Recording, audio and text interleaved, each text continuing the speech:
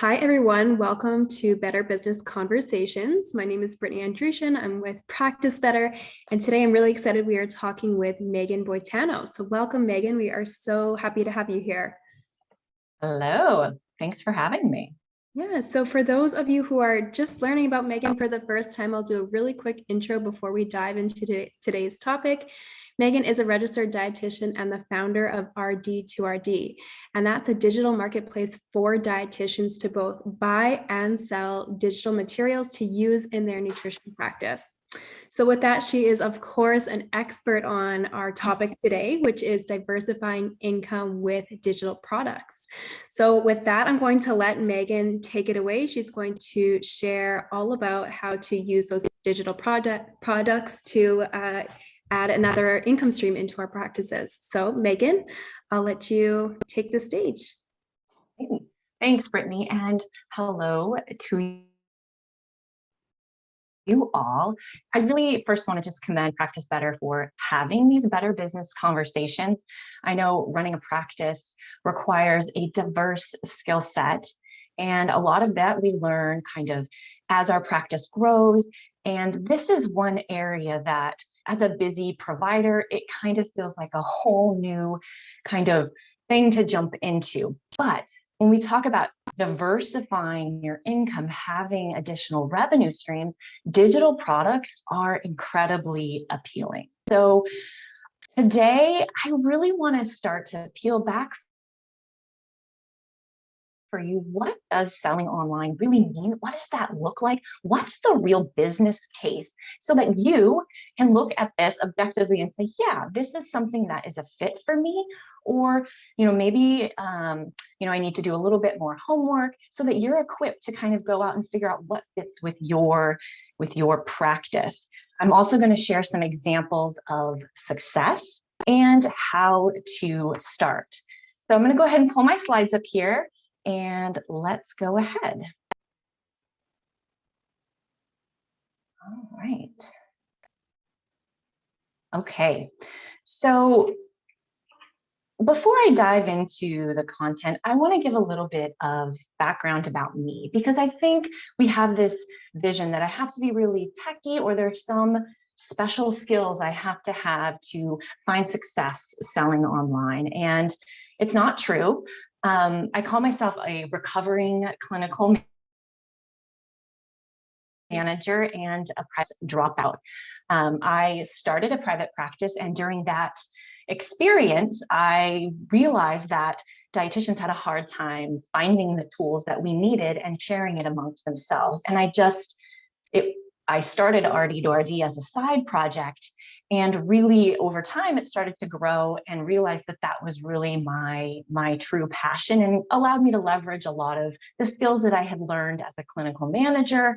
I call myself an accidental founder of a tech business, but I've always done tech. My superpowers, I call them, are process development and quality. My roles have always been at integrating technology into operations and workflows. So sitting here now, it's always amazing the path your career can take.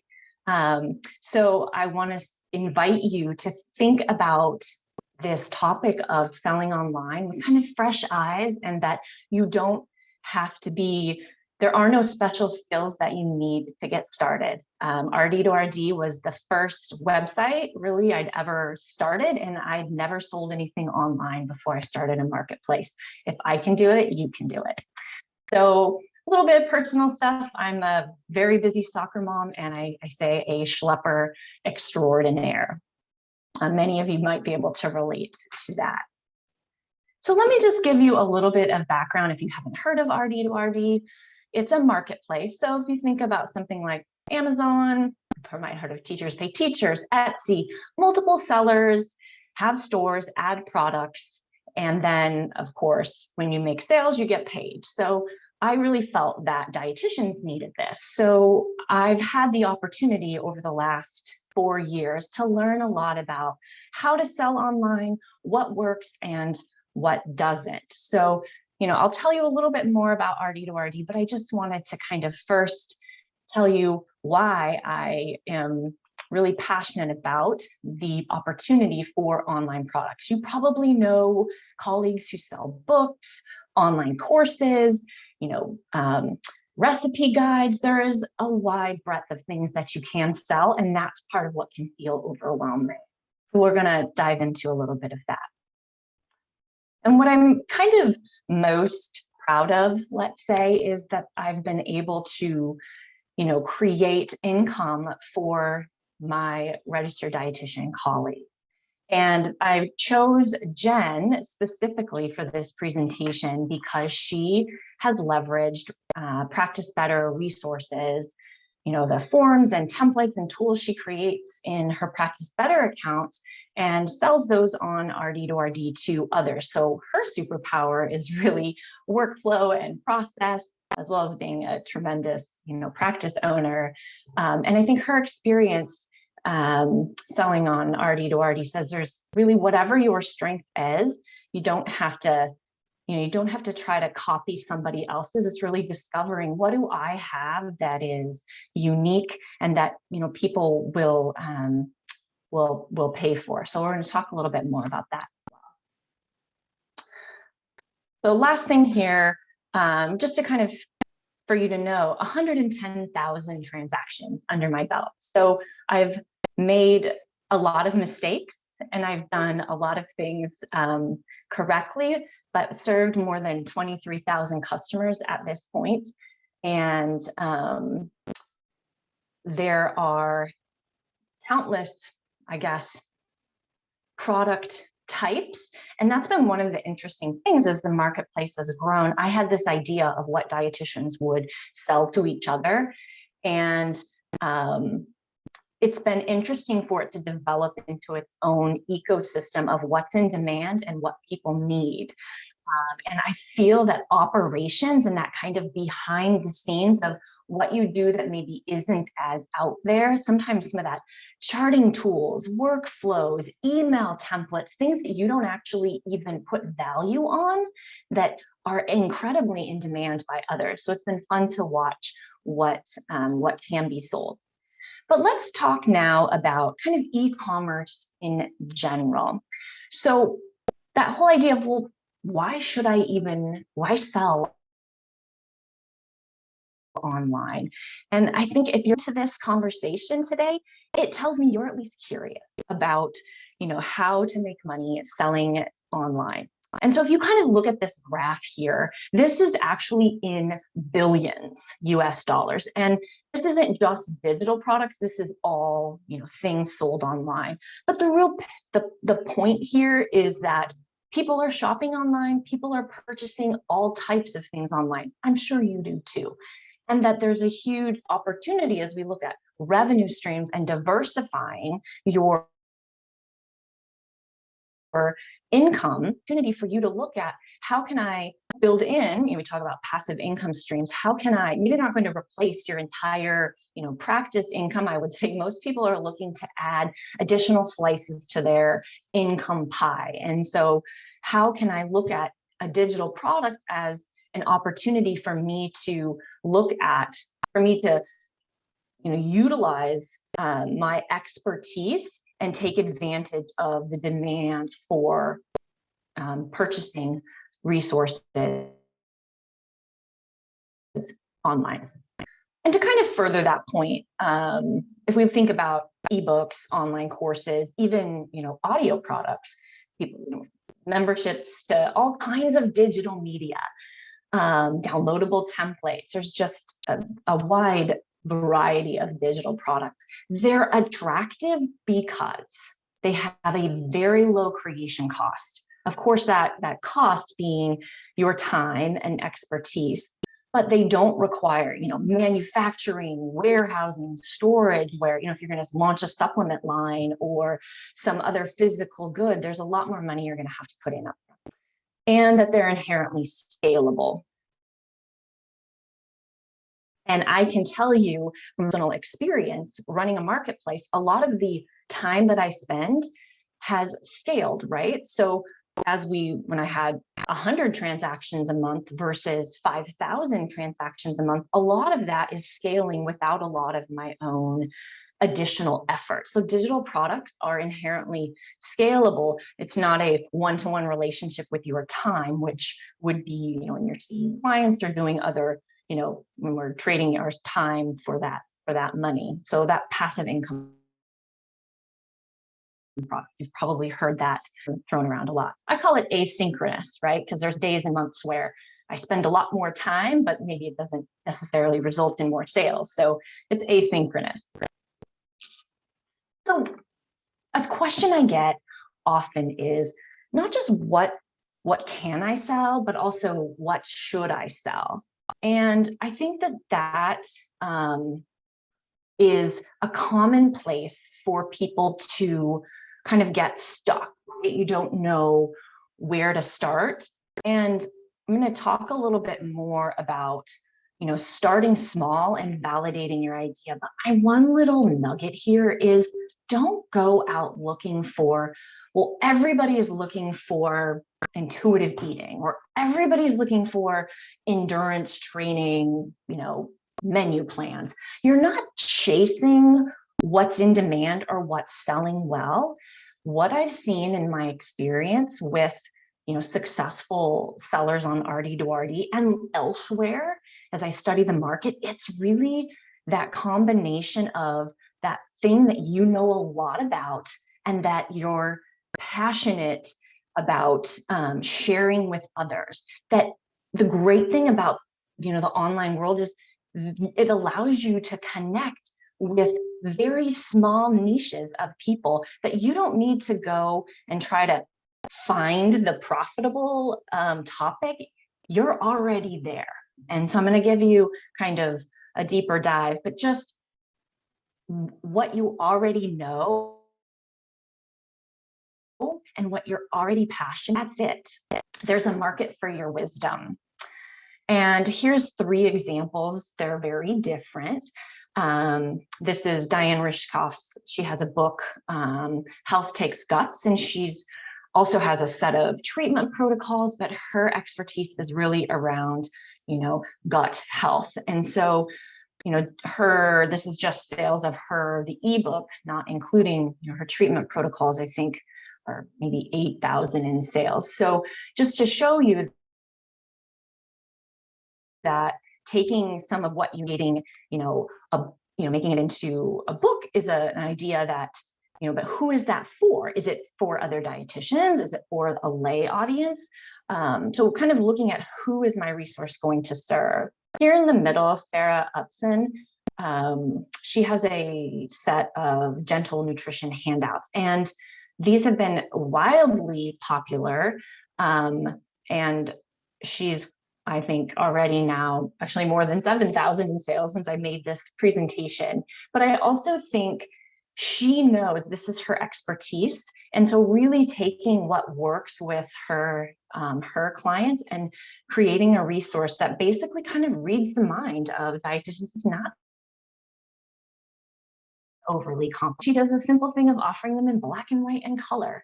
And it's funny how you can differentiate yourself in very small things that a person says, oh, well, this resource, this is what I need because of that one differentiator.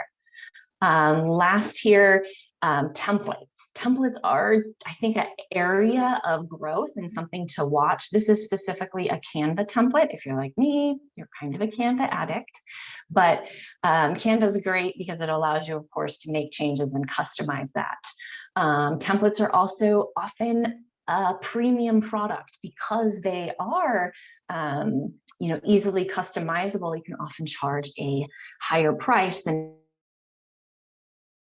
maybe a static PDF that, you can't make any adjustments to, like color, branding, maybe changing some of the foods on here. And meal planning is always something that is a common, needed resource. So I think, giving you some examples and kind of hitting home that point of you don't have to chase maybe what you heard somebody else had success.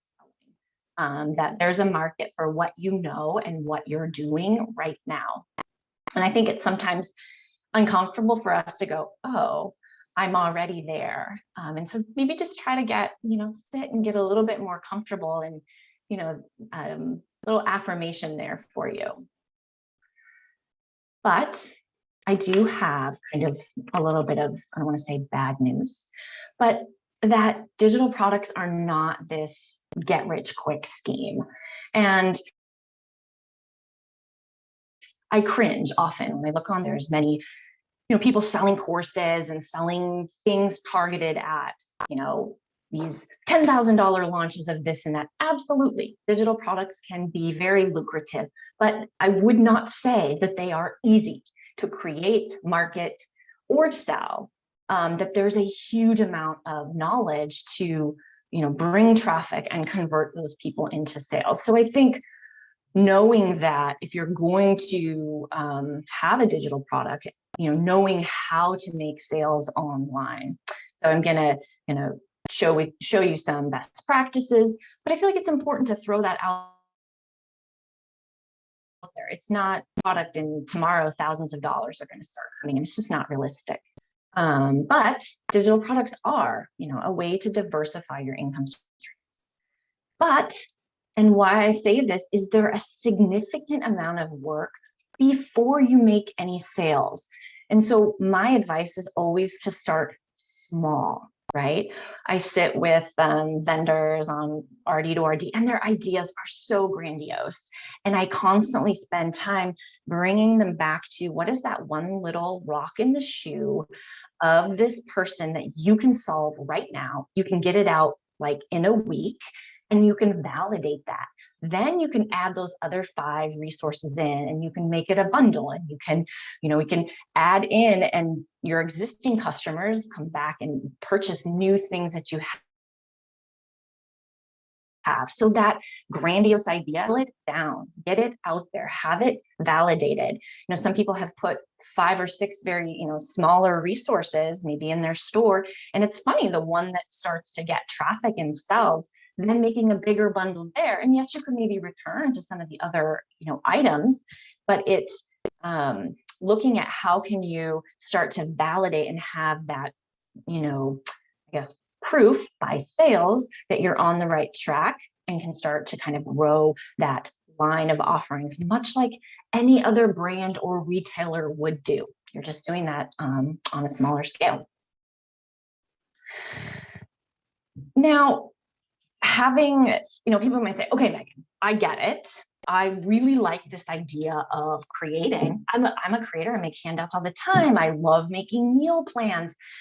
I just don't really like selling, or I don't know how. And I think that's common. And basically, that's really important to acknowledge, right? And say, if you just go out there and create a product, is random internet traffic just going to show up on that page on your website and say, yeah, I want to buy that? One mention in a social media story, there's going to be a flood of people showing up to your product page and purchasing. That is not what's going to happen. And I think we put a lot of focus on, if I just create this really amazing product, or I didn't have the right product, so you make something else, when in reality, it's the strategy of the selling that's missing. And the real key to selling online is traffic and conversion. When I first started on this journey of selling online, I remember hearing that a 2% conversion, like, Megan, what does that mean? Of people that maybe come to your sales, less than 2% of them are going to buy. And that 2% would be a really great conversion rate. So you need to bring traffic, right, to your products, and then best practices of how do I present that product? How do I help them to see that this is the resource that solves their problems, that they're going to say, yes, this is the product for me. But think about yourself as well. People tend to, shop around, or they're going to compare different things. Whether you're selling an online course or a book or a downloadable meal plan or what, workbook, it doesn't matter what it is. But that's the natural progression for the customer before they make a purchase. So the key to selling your product is you need traffic, you need people, and then you need to be wise about, now that those people are, let's say, on my website, how do I then make that sale? Me personally, I like blogging. Talk about other content types. I'm not even on TikTok. Okay. So I just want to, if you're someone who doesn't do TikTok, it's okay. You can still sell online, not on TikTok.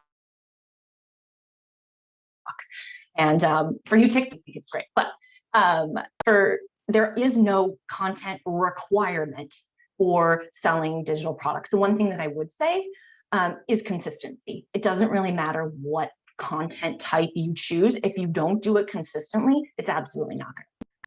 So I'm showing you a few different blogs on the topic of intuitive eating. And what I want to point out here is these are actually keyword optimized so that when people search for terms on Google, I rank highly, and then it brings people to RD2RD. And as they read these blogs, there are some products peppered throughout. I may promote a product collection that I have. And then that in and of itself does well, making sales. Secondly, I'm very strategic about, remember we talked about conversion, of expecting someone first time that they come to your product, they don't even know you exist from a Google search, that they're going to buy from you. Maybe, maybe not. Of making sure that I have really high quality opt-ins on these blogs so that I'm getting these people on my email list. And then I use email marketing, right?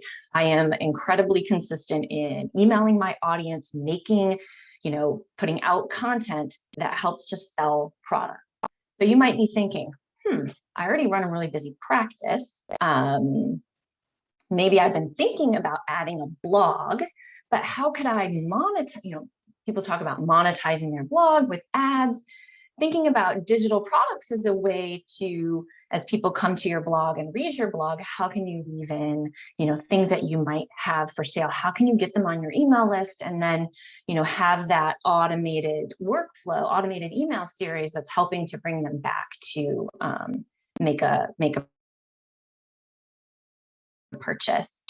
Intuitive eating. Well, my audience is dietitians, right, for the most part. So again, I'm going to be looking for things that allow me to make sales of digital products. Of course, providing great content is always my first objective. But intuitive eating is one of the most highly searched terms on the website, which kind of tells me a lot about, where I can spend time so that I can have more sales and bring in more customers. So just for numbers, more than 1,000 searches so far in 2022. And I do track a lot, search terms and my jam. I think I mentioned that at the outset. But I am in the back end. I am looking at the numbers. This is what I do, right? And I think that's one reason that a lot of people opt to sell on RD2RD, because they want to add products to their store. They don't really want to deal a lot with, they don't want to have to deal with the tech. They don't want to have to deal with the selling. They don't want to have to deal with the transactions or the customer service or any of it.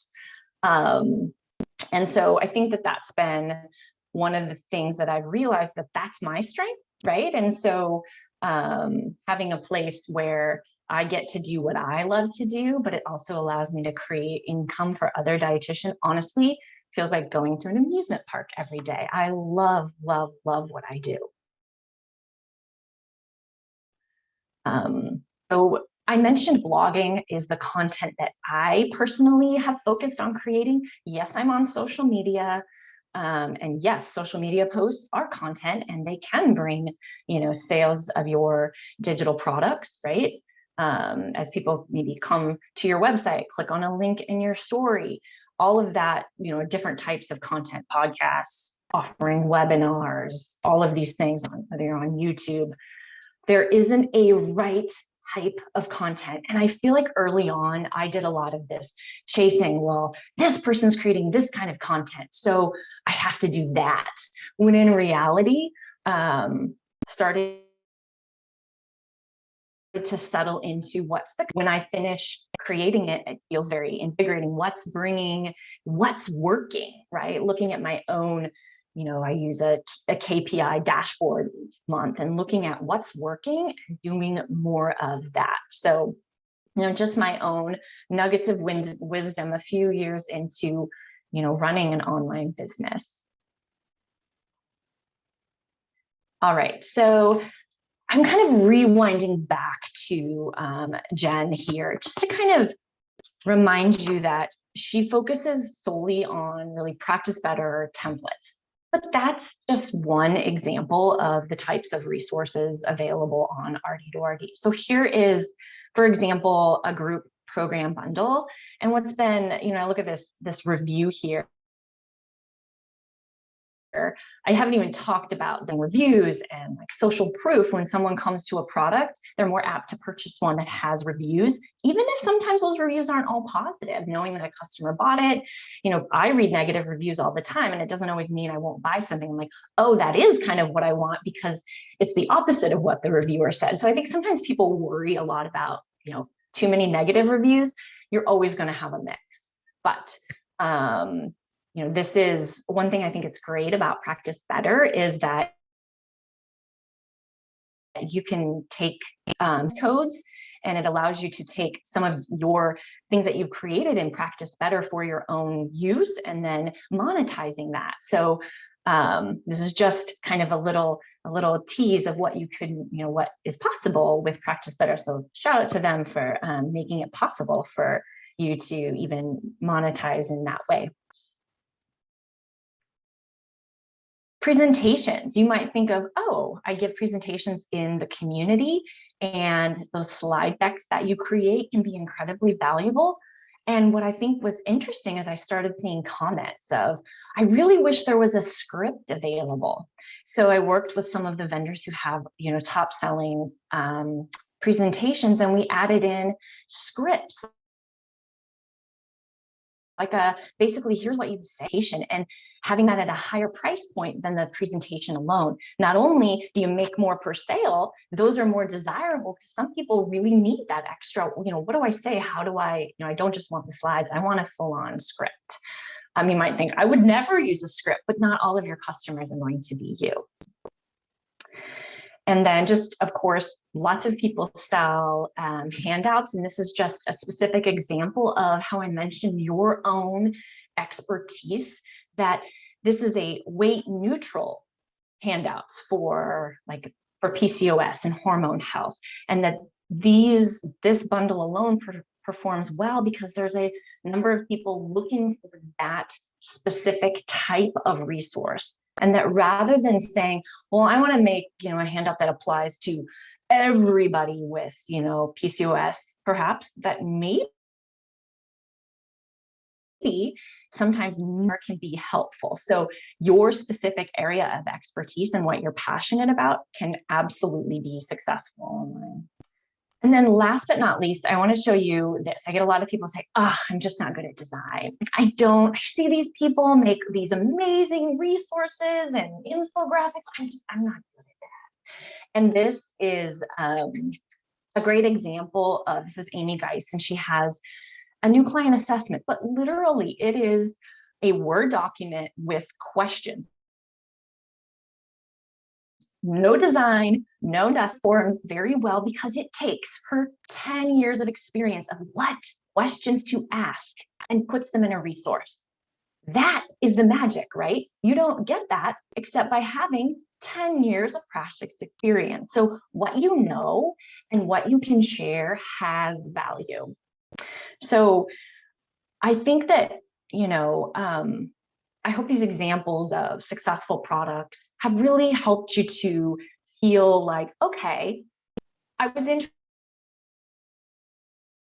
in digital products, curious, to learn more. And I want to kind of invite you to take that enthusiasm and go a little bit further. In this CEU webinar, I actually break down how to get started selling digital products. So what's a shopping cart and how does that actually work on my website? And, what are these all of that some of that back end stuff, some of that marketing, I dive in deeper. And this is actually approved for one CEU if you are a registered dietitian.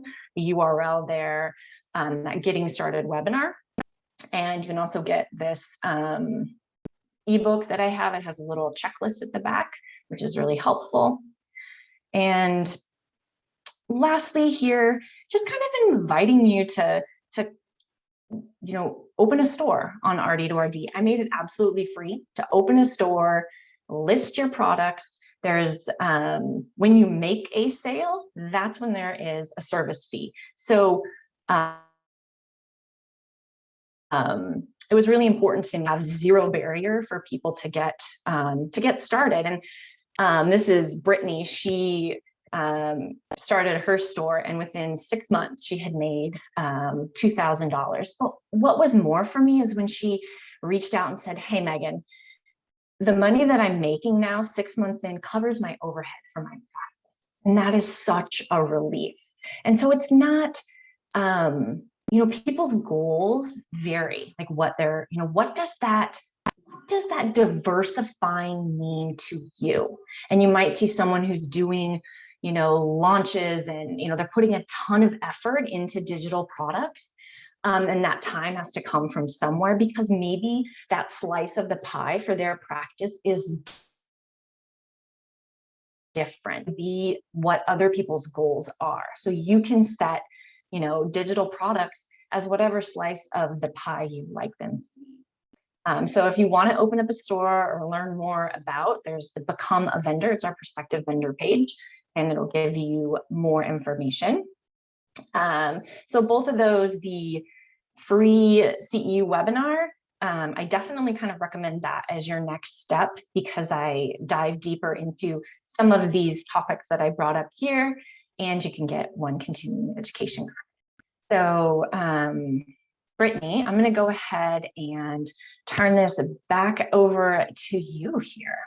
Yeah, thank you so much. That was so much useful information. I'm sure that everyone watching is full of inspiration, of ideas brewing, of things that they could create some digital products with. Just as a couple follow-up questions, maybe people are wondering, or some things that have come up. What, I guess, advice would you give someone who has hesitation when it comes to creating digital products because they're afraid of giving away their like trade secrets or what makes them so successful in their own practice? Some people who just kind of want to keep this kind of proprietary stuff close to their chest. Do you have any advice for those people who are interested, but they're feeling some hesitation? Yeah, I think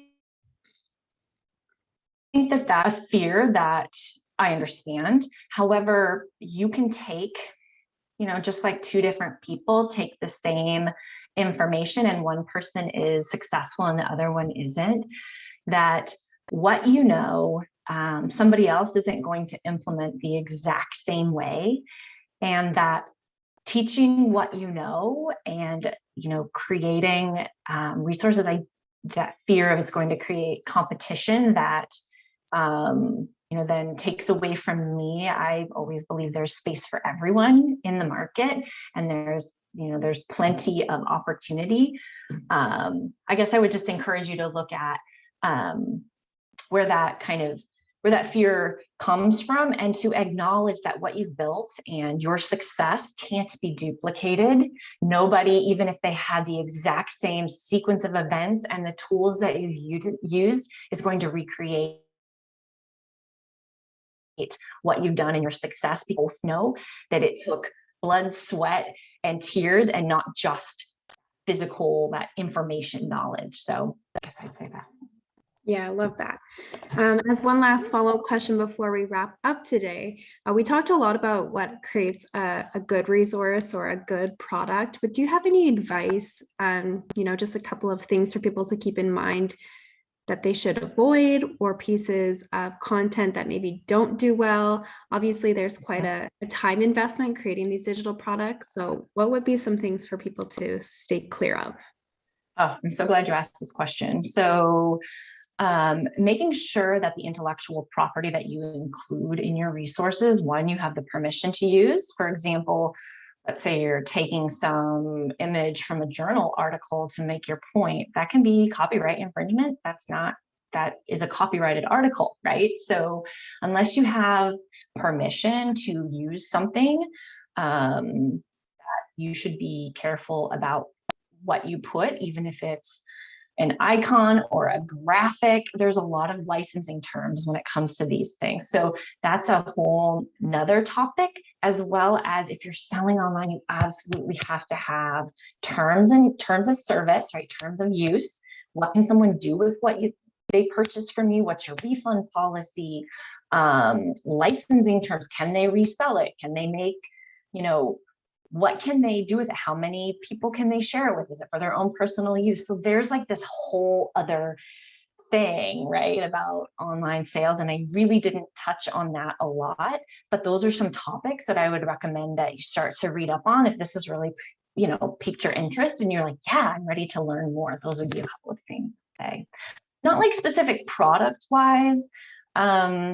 I think more those topics, people just are completely unaware when they jump in, but there's some things you really need to focus on.